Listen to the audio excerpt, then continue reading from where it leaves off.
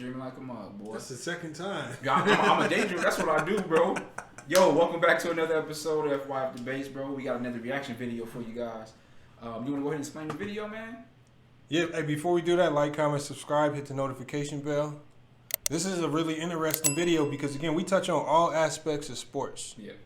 All aspects of sports, and this was one right here that it's going to explain all them childhood fights when y'all might have been playing this game. Homie hit the game winner on you, or you missed the game winner. This is going to explain what was really going on. And also for anyone who plays 2K now, it might be some truth to why y'all rage, man. The game might be rigged. These games really might be rigged. So this, if it was happening back then, I know it's happening now. But this has something to do with, it's an all-time classic. This is probably go down as the greatest NBA basketball game of all time, arguably. It's NBA Jam, right? It's one of a kind. Still talked about. People have never been able to remake it successfully. Like, the original game can't be topped. That's a lot of these other games get remade. They cannot remake this successfully.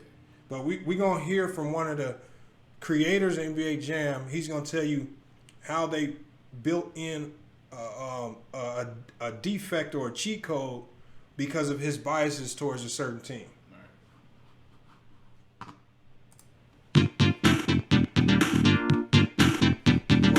Classic. It is.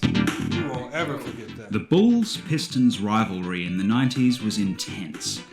Players called each other out, games became very physical, and the teams' respective fan bases trash-talked each other mercilessly. When NBA Jam was released, it gave many people the opportunity to square off against one another to prove that their team was the superior basketball force.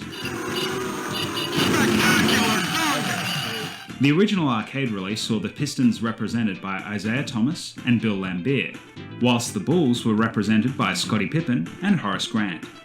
Bulls. Who was your team? I know anybody who was really good at NBA Jam had a good go-to team, but there was one team that was just the most balanced. Who was your go-to team? I always played with Reggie Miller. You played with Reggie? Mm-hmm. So you and then Shaq and Kobe when they did the. But you wasn't a real NBA Jam player. Nah, because I never played with the Bulls. I always played with Reggie. Nah, the Bulls wasn't the best team. No, I always played with Reggie and Rick.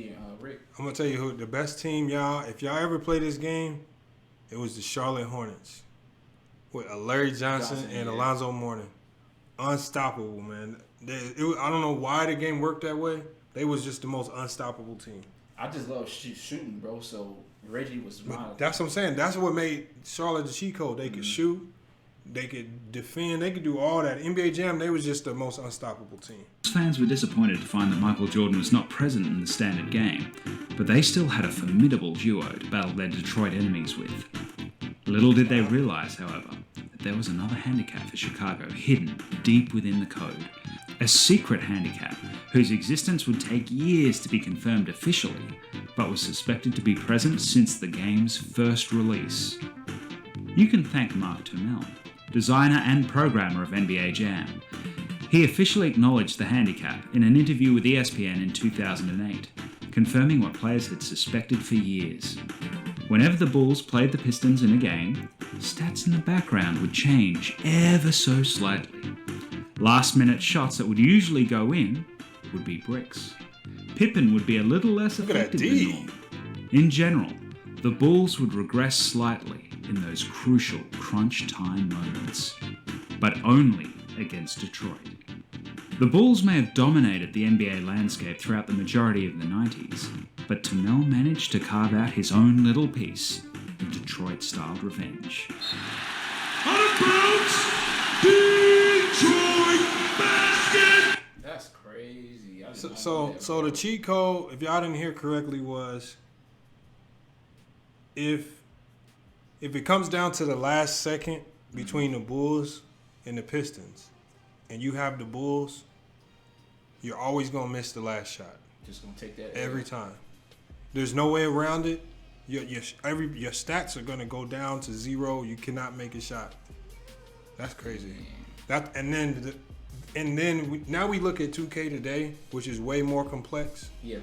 Yeah. I almost guarantee one of them programmers snuck something in before they play for favorite player. Favorite team or favorite player.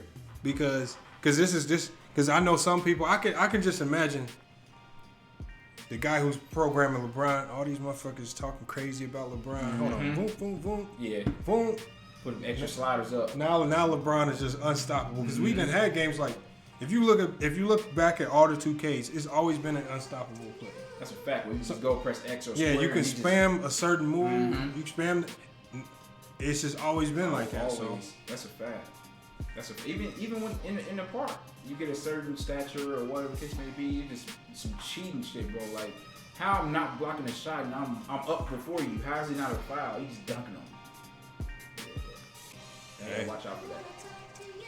So, again, we just let y'all know that a lot of these games is rigged. Hey, we know this video was shorter than normal, but we just had to get this information out there. Yeah, for sure.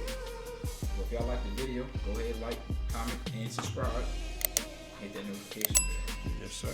Hey, FYF Sports, man, we just brought y'all some breaking news. We out.